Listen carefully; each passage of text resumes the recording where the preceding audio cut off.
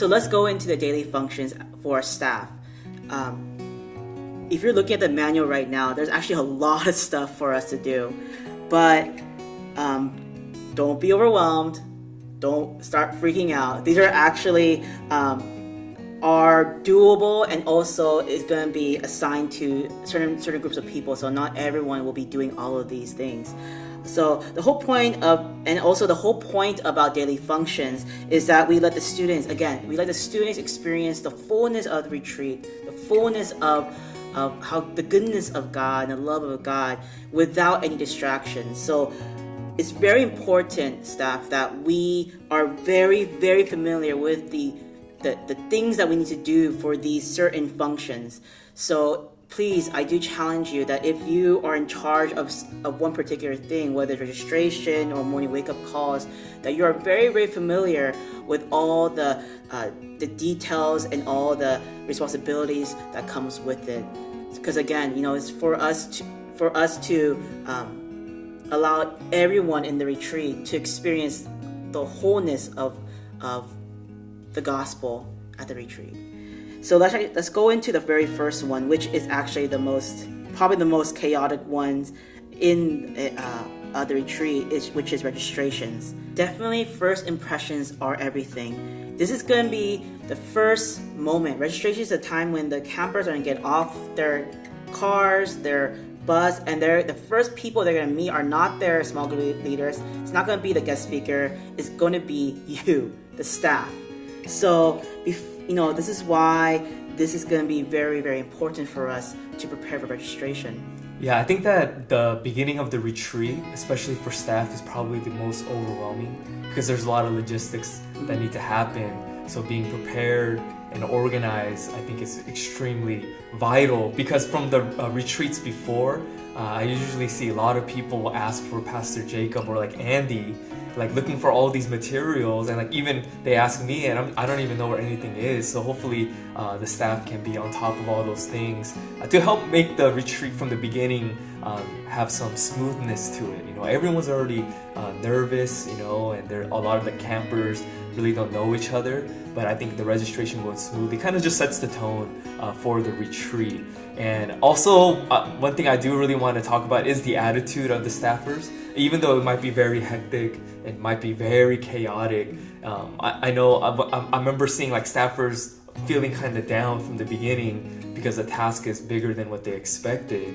But I hope that they can still be encouraged by us who are help leading them, and that they would also become encouraging to the people around and have a positive attitude, and a thankful attitude to welcome the campers, thanking them that they're here, that they were looking forward to them being here.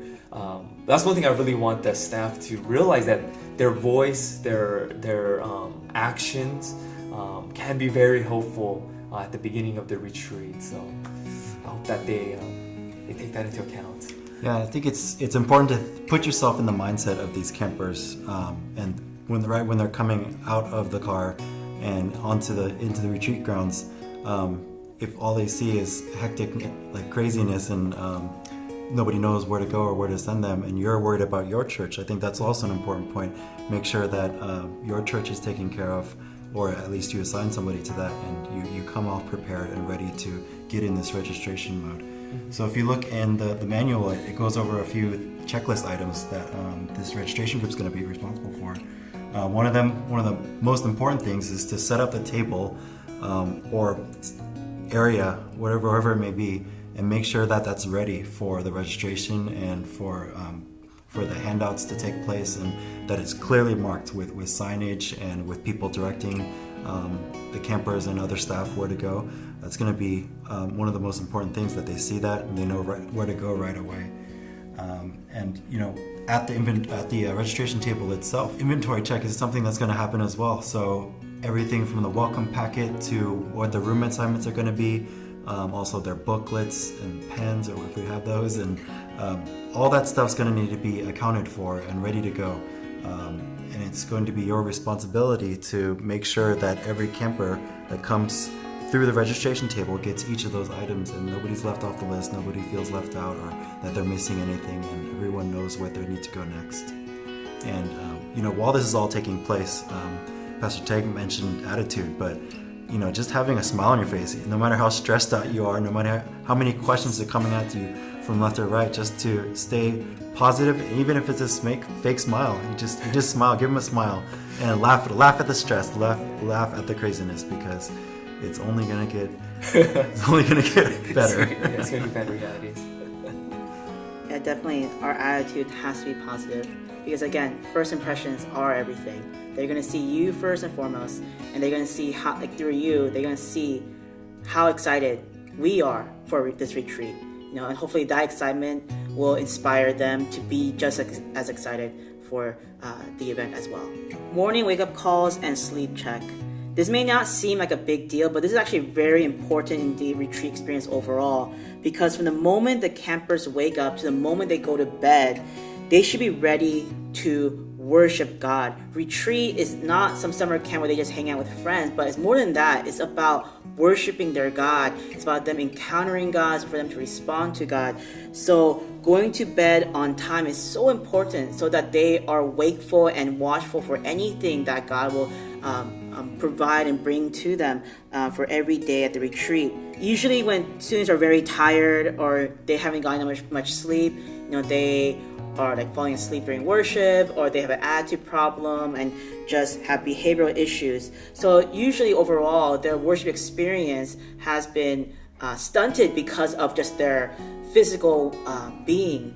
So it's definitely important that we as staff take this task as a more of waking them up early and then having them go to bed early as very essential for the retreat experience. Both functions for the morning wake up and sleep check will definitely be taken in turns. Not everyone will be assigned with sleep check. Not everyone will be assigned with the wake up calls.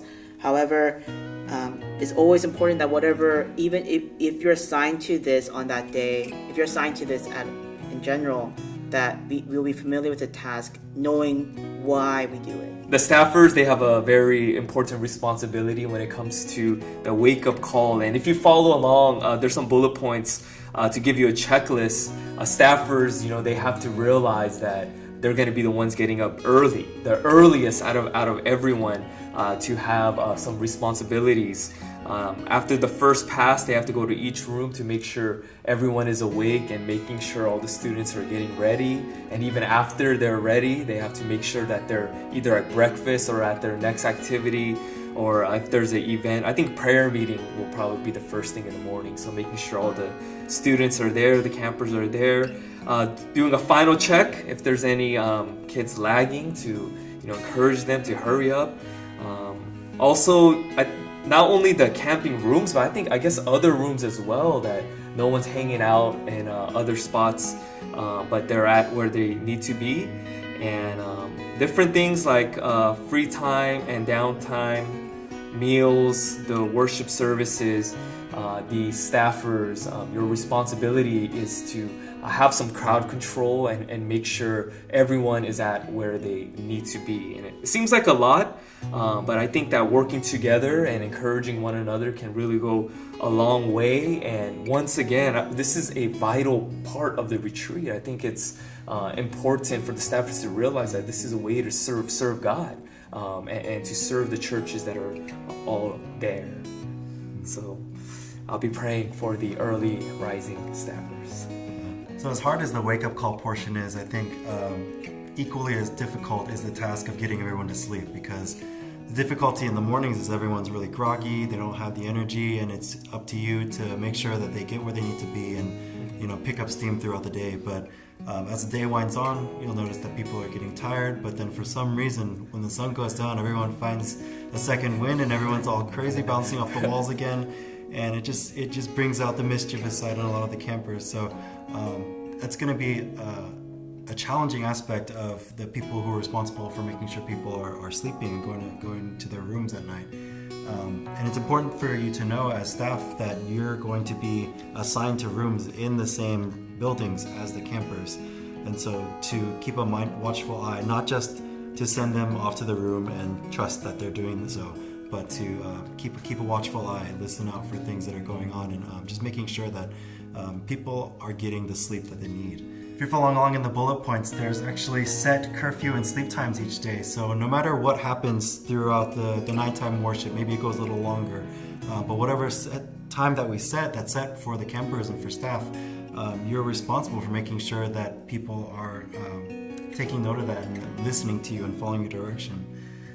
And just as there's set sleep and curfew times for campers, there's different sleep and curfew times for staff as well. Just because you're responsible for the campers and telling them to go to sleep doesn't mean you have free reign to go out and into the middle of the night and be in contemplation somewhere in the moonlight. That's not the case at all. You need to get sleep too, and it's just as important for you to get sleep. So make sure that you're getting some sleep and keeping an eye out for staff who may be not feeling like they want to sleep, but maybe approach them in a little different way to let them know how important it is for them to get sleep, not just the campers. Another thing to keep an eye out for is after there's a lights out time, there's always going to be stragglers. Always going to be people wanting to sneak out and go play games in another room or go play pranks on another room. But you are the sleep police, and so you need to be out there and make sure that everyone's in their rooms. Yeah, definitely. Like, as we're looking at the tasks that we have, it's gonna make us look very uncool. You know, we're gonna be not appreciated by the campers and maybe from the counselors too. But I just want to encourage you to remind yourself that this retreat is all about God. It's all about us responding to God. It's all about us meeting with God. So we want everyone, campers, counselors, even us, for all of us to be awake to meet our beloved Savior and for us to enjoy being in His presence. So it may seem such a hard role for us, but looking at the bigger picture, when we look at in God's perspective, this is super essential and it's such a rewarding role for us to have. Meal services. There will be more specific instructions on how to assist with meal services based on the location and how the retreat facility works. But in the meantime, let's just talk about one thing: transitions, because it's important that the campers, when they're there, that they move into the hallway, and as they enter and as they exit, that is all done smoothly. It's also important for us that the campers eat. It's very important that all the campers eat. I know that some campers will feel like they're not, in the mood to eat. Maybe, they don't feel like they're hungry because it's morning. But, as staff, we have to remind them they have to have that energy. Because again, we're going to be doing a lot of energetic things. They're going to be spending a lot of energy, especially in worship, in the games. So as staffers, we need to remind them, and also the counselor to remind the students to eat very well for each meal. So not just that, but again, transitioning for us to move the crowd of students into the dining hall smoothly, as well as having them exit out. All these things are very important for us. So in the booklet, we kind of list out, or the manual, we kind of list out some checklist items that we should be keeping in mind as we go through meal service. One of them is to direct the flow of traffic both in and out of the dining hall. This year, same as last year, the facility, so there's only one set of doors, and it can get a little crowded, it can get a little dangerous, quite frankly. So maintaining that flow of traffic and safety for everyone to get in and out of the dining hall is really important. And also, once the campers are inside, to make sure that the food is being cleanly portioned onto their plates and they're just not flinging food and utensils around while they're getting their food. And of course, it goes without saying that there's no running or horsing around or throwing food at each other. So just keeping an eye out for that and making sure that people are doing what they're there to do, which is to eat and get nourished, not to mess around and play pranks on each other. One important rule, which I did not know about myself, but one important rule that we're going to maintain is that campers must be seated while they're eating and drinking. Apparently it's a choking hazard, and we want to make sure that no campers are choking. So make sure that everyone's seated in their chair while they're eating and drinking. There's all sorts of things that can go wrong when they're standing up or walking around. There's spills that can happen. They could choke on their food. They can run into other people. So we want to make sure that everyone's seated at their table and eating during the mealtime. And one of the most important things is the cleanup that happens afterward. So each table will assign one of the campers or staff to clean up the table after everyone's done, making sure that the area is clean, not just the table's wiped down, but the area itself is clean. So supervising that process as well is going to be part of your responsibility. Towards the end of the mealtime, there's obviously going to be campers or staff even that finish their food faster or slower than others. So as we dismiss people to go off a little earlier, we just need to make sure that when it's time for the next scheduled event to happen, that we keep an eye out and we know who's gone out earlier, how many people, where they are, just making sure that just because we dismiss them doesn't mean that they go run off and go somewhere where we can't find them for the next activity. Yeah, and not just after the meal, but also before the meal. There might be some students missing. Maybe they went back to their dorms or whatnot. And we as staff, it's important that we help the counselors, help their small group leaders find their students and make sure that they are part of this meal service, this meal time. Because it's not just for them to simply eat, because fellowship, it does happen when we eat. So we want them to experience this part as well. Even the eating time together is very important for the counselors and for the students. So we want to make sure that this is run and done smoothly as possible. And not just the meals, but there's other things happening throughout the entire schedule that will encourage the students and the leaders to just bond together and for them to experience the best of the retreat. Thus, we as staffers have to keep the schedule. We have to be aware of what's going to be happening. We have to be aware of what's next in the next few hours for us to make sure that everyone knows where they're going, for them to know when is worship time and when is game time, for them to prepare themselves as well. Again, it's all about it's not just about the efficiency of the schedule, but it's also about the quality of the retreats, the quality of their experience with God. So for us to stick to the schedule, for them to stick to the schedule, is making sure that they don't miss any opportunities with their Lord and with their small group and with just their church overall. So having more time to worship and being efficient with the schedule gives them more opportunities to encounter our Lord. Yeah, the checklist here gives these bullet points of exactly what the staff is supposed to do when it comes to keeping the schedule. Being on top of the schedule is going to be very important for the staff, because it will give the staff the opportunity to be at where they need to be ahead of time and just to be proactive with all the things that are happening at the retreat. So being aware of what's next on the schedule and being ready to go at any given moment, but also realizing there are going to be changes and adjustments. I know last year sometimes the games ran a bit late, or the worship time was running later than expected, and some of the staff I noticed didn't know that these changes were happening, so there was some setback with what was happening next. So the staff should be ready to be aware that adjustments can be made. And also to realize that with everything going on at the retreat, the worship time is a very important time for the campers, for the leaders, even for the staffers.